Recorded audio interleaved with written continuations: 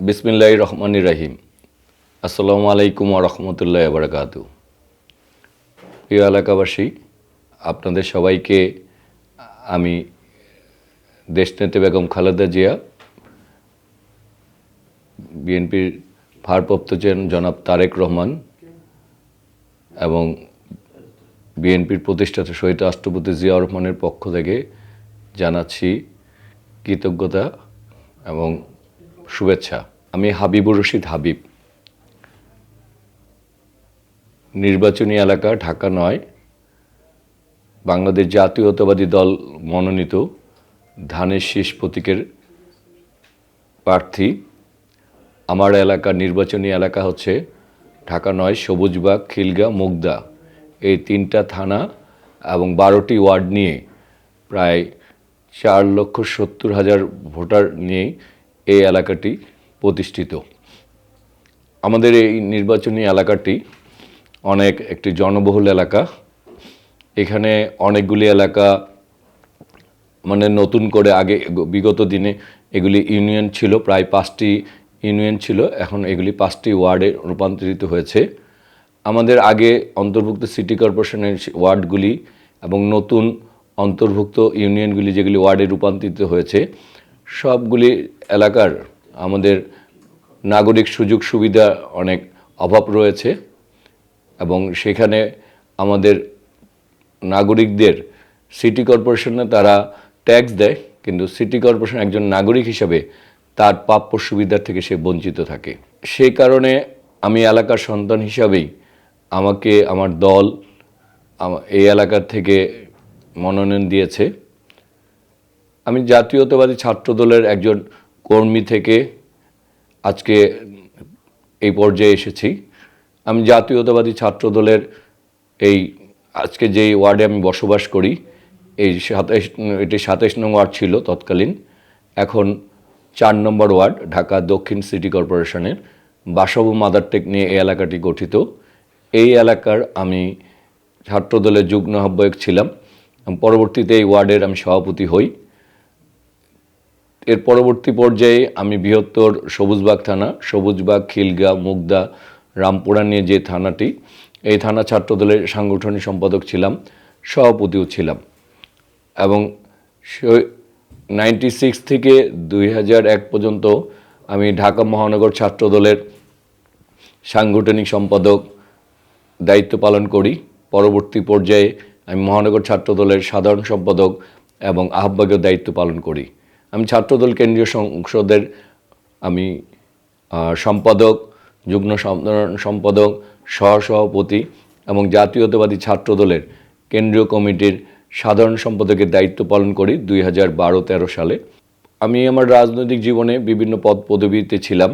আমি ঢাকা মহানগর ছাত্র দলের প্রথম যুগ্ম সাধারণ সম্পাদক, ভারপ্রাপ্ত সাধারণ সম্পাদক হিসেবে দায়িত্ব পালন করি এবং বর্তমানে আমি জাতীয়তাবাদী দলের জাতীয় নির্বাহী কমিটির একজন সদস্য।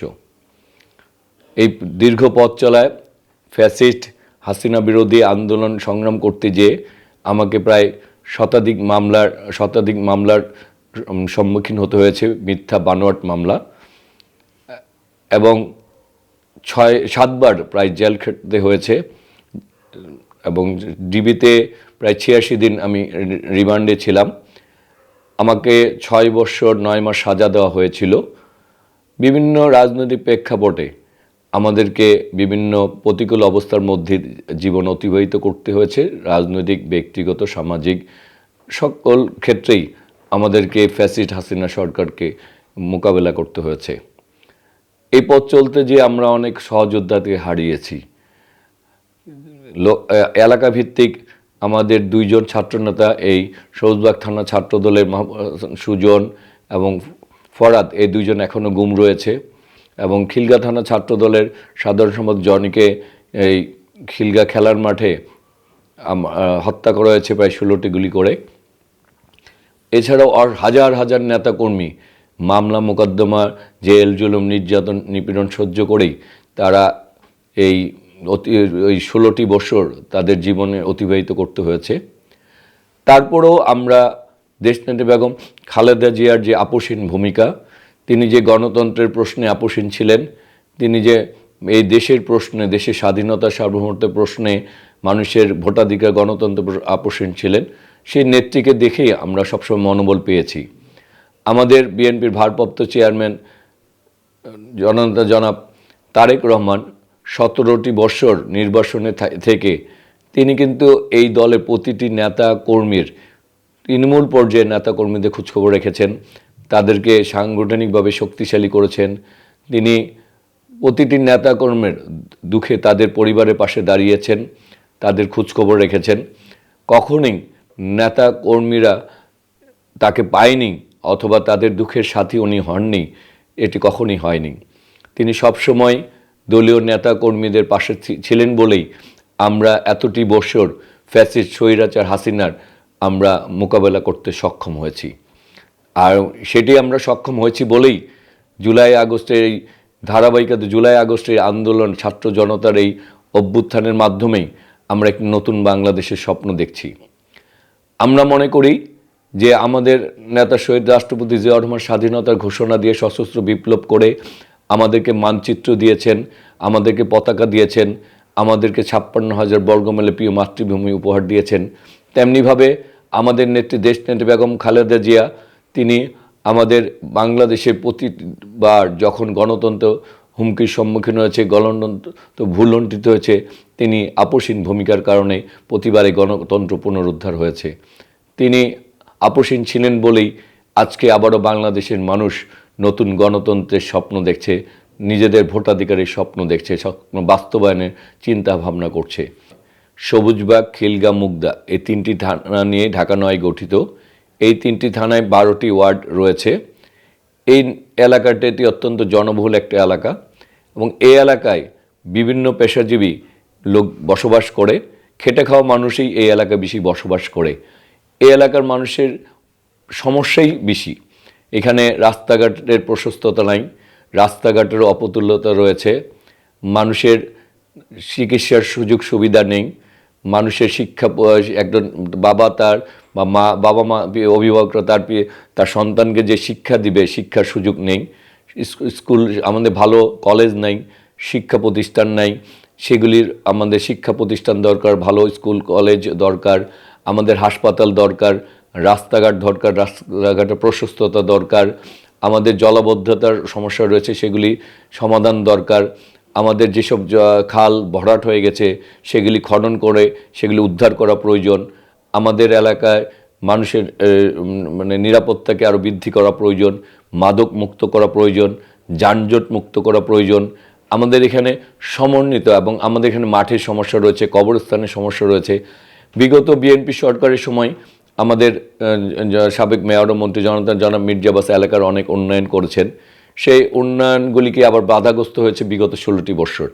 সেই ওই উন্নয়নের যদি ধারাবাহিকতা থাকতো তাহলে এই এলাকার মানুষ এই উন্নয়ন থেকে বাধাগ্রস্ত হতো না বা সুযোগ সুবিধা বঞ্চিত হতো না। আজকে আবার নতুন করে এখন জমির মূল্য অনেক বৃদ্ধি পেয়েছে, কিন্তু তারপর আমি বলবো এই এলাকায় তো ঘনবসতিপূর্ণ এলাকা এবং এই এলাকায় আমাদের বিভিন্ন পেশার যে মানুষ বসবাস করে, খেটে খাওয়া মানুষ, তাদের উন্নয়ন এবং তাদের ভবিষ্যৎ প্রজন্মের উন্নয়নের জন্যই এই এলাকার উন্নয়ন প্রয়োজন। কারণ যদি এই প্রজন্ম যদি আমরা তাদেরকে সঠিকভাবে শিক্ষা না দিতে পারি, তাদের চিকিৎসার ব্যবস্থা করতে না পারি, তাহলে তো তারা আগামী বাংলাদেশকে কিভাবে করবে? নিজেরাই যদি সুবিধা থেকে বঞ্চিত হয়, নিজেরাই যদি নাগরিক অধিকার থেকে বঞ্চিত হয়, সেজন্য দরকার আমাদের এই যত ধরনের সমস্যা রয়েছে এই এলাকাকে সর্বোচ্চ গুরুত্ব দিয়ে এই এলাকাটাকে উন্নয়ন প্রয়োজন এবং এটি বাংলাদেশের জন্য প্রয়োজন, ঢাকার জন্য প্রয়োজন, ঢাকাকে বাঁচানোর জন্যই প্রয়োজন। আমি এলাকার সন্তান, এ এলাকায় আমি বেড়ে উঠেছি, এ এলাকার প্রতিটি অলিগলি আমি চিনি, এ এলাকার প্রতিটি এলাকার মানুষের সাথে আমার একটা হৃদ্যতা সম্পর্ক রয়েছে। আজকে দল আমাকে মনোনয়ন দিয়েছে, আমি এটাকে পুরস্কার মনে করি না, এটাকে দায়িত্ব মনে করি এবং এলাকার মানুষ আজকে আমাকে তাদের সন্তান হিসাবেই, তাদের কেউ আজকে তারা বলে হাবিবের আমরা অভিভাবক, কেউ বলে আমরা হাবিবের ভাই, কেউ বলে হাবিবের বন্ধু। সবাই আমার পাশে এসে দাঁড়িয়েছে শুধুমাত্র একটিমাত্র কারণে, তারা আমাকে তাদের নিজস্ব মানুষ মনে করে। তারা মনে করে যে আমার কাছে তাদের আসতে কখনোই কোনো মাধ্যম বা জড়তা নাই। তার যে কোনো কথা আমাকে বলতে পারে, যে কোনো সমস্যা জানাতে পারে, এবং এই এলাকার সমস্যাগুলি সমাধানের জন্য তারাই আমাকে সবচেয়ে নির্ভরশীল ব্যক্তি মনে করে। যেই সমস্যাগুলি ইতিমধ্যে আমি বলেছি, আসলে আমাদের শিক্ষা প্রতিষ্ঠানের অপতুলতা রয়েছে, চিকিৎসা হাসপাতালে এখানে ওই পরিমাণ হাসপাতাল গড়ে ওঠেনি, একটি হাসপাতাল মাত্র রয়েছে। এদের জনবহুল এলাকা প্রায় 20-25 লাখ মানুষ বসবাস করে। তারপরে আমাদের এখানে কবরস্থানের অপতুলতা রয়েছে, জলবদ্ধতা রয়েছে। তা সব কিছু মিলেই আসলে আমাদের অনেক সমস্যা জর্জরিত একটা এলাকা। তা আমি সবার আগে আমাকে এখানে রাস্তাঘাটের সংস্কার করতে হবে। এখানে আমাদের তারপরে শিক্ষা প্রতিষ্ঠানগুলির আরও পর্যাপ্ত শিক্ষা প্রতিষ্ঠান গড়ে উঠতে হবে। এখানে চিকিৎসার সুবিধাকে প্রাধান্য দিতে হবে, মানুষের নিরাপত্তা অগ্রাধিকার দিতে হবে, এবং সেদিক দিয়েই আমাদেরকে এগিয়ে যেতে হবে। সুতরাং শিক্ষা, চিকিৎসা, বাসস্থানেরও আমাদের সঠিকভাবে এই বাড়িঘরগুলি গড়ে ওঠে নেই, যে কারণে আমাদের এলাকায় রাস্তাঘাট প্রশস্ত করতে হলে উপযুক্ত ক্ষতিপূরণ দিয়েই আমরা যাতে এলাকার উন্নয়নগুলি করতে হবে সেই ব্যবস্থাগুলি অগ্রাধিকার দিতে হবে। যে জলবদ্ধতা আমাদের এলাকার একটা প্রধান সমস্যা। বিগত দিনে এই খালগুলিকে ভরাট করে দেওয়া হয়েছে, এবং আমাদের যে খালগুলি ভরাট করে দেওয়া হয়েছে এগুলিকে আসলে উদ্ধার করা প্রয়োজন। এবং আমাদের মানে এই যেসব জায়গায় আমাদের খালগুলি ভরাট হয়ে গেছে এগুলি উদ্ধার করতে হবে, এবং যেসব জায়গায় আমাদের আরও খাল প্রয়োজন, নতুন আমাদের পুরান খালগুলি যদি আমরা উদ্ধার করতে পারি তাহলে আমাদের জলবদ্ধতার অনেক অংশেই আমাদের পূরণ হয়ে যাবে। এবং আমাদেরকে এটির একটি পানি প্রবাহ যাতে সঠিকভাবে থাকে সেটির ব্যবস্থা করতে হবে, কারণ আমাদের অনেক জায়গায় কালভার্ট তৈরি করে এটি পানি প্রবাহকে বন্ধ করে দেওয়া হয়েছে। সুতরাং আমাদেরকে এই খালের এই যেসব জায়গায় ভরাট হচ্ছে সেগুলো উদ্ধার করতে হবে, এবং পানি প্রবাহকে নিশ্চিত করে জলবদ্ধতা দূর করে আমাদের এখানের এই সমস্যাটির সমাধান করতে হবে।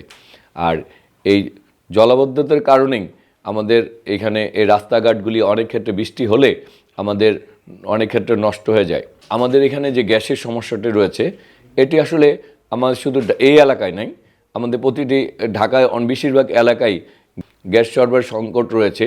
যে ক্ষেত্রে আমাদের উচিত হচ্ছে রাষ্ট্রীয়ভাবে যদি আমরা এই নতুন নতুন গ্যাস কূপ উদ্ধার মানে তৈরি, নতুন নতুন গ্যাস কূপ যেগুলি রয়েছে সেগুলিকে আমরা যদি আমাদের এই সরবরাহ লাইনের সাথে সংযোগ করতে পারি, এবং আমাদের এই ঘনবসতিপূর্ণ এলাকাগুলিকে যদি অগ্রাধিকার দেওয়া হয়, কারণ আমি বলেছি যে আমাদের এখানে খেটে খাওয়ার মানুষই বেশি, যাদের পক্ষে সিলিন্ডারে গ্যাস কিনে মানে তাদের এই রান্নাবান্না করার ক্ষমতা তাদের নাই।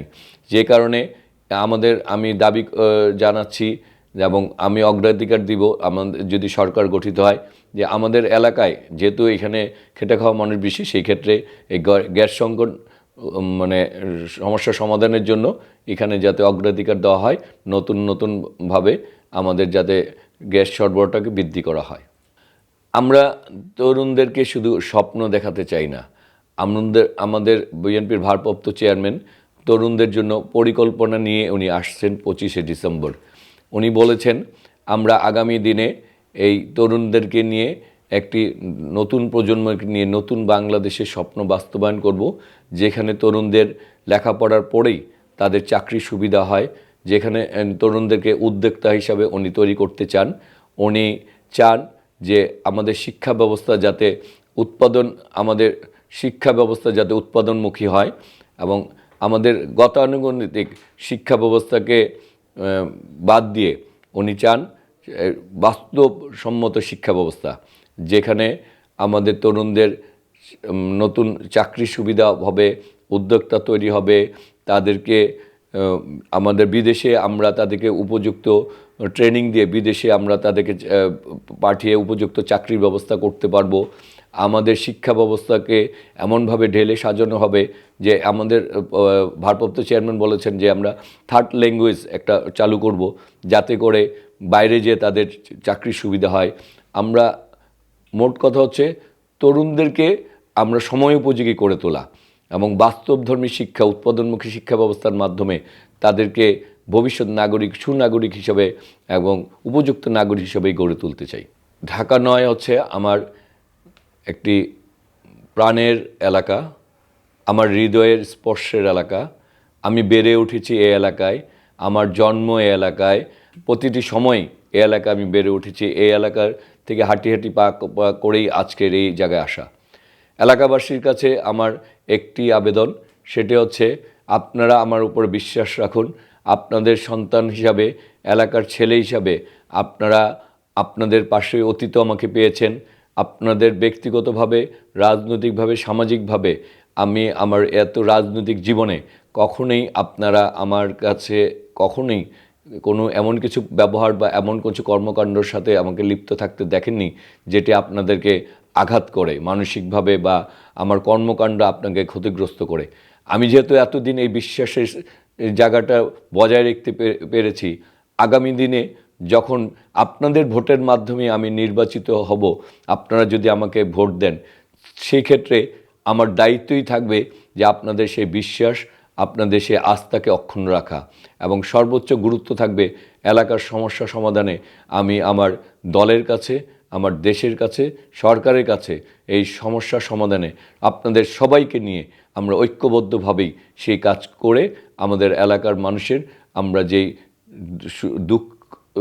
আমরা যে দীর্ঘদিন যে দুঃখ কষ্টের দিন কাটাচ্ছি সেটিকে আমরা যতটুকু বেশি আমরা সমাধান করতে পারি। বিএনপির ভারপ্রাপ্ত চেয়ারম্যান জনাব তারেক রহমান বলেন যে তারুণ্যের প্রথম ভোট ধানের শীষের পক্ষে হোক। আমার আগে আমরা, আমাদের আগে দেশ, ক্ষমতার আগে জনতা, করব কাজ, গড়ব দেশ, সবার আগে বাংলাদেশ।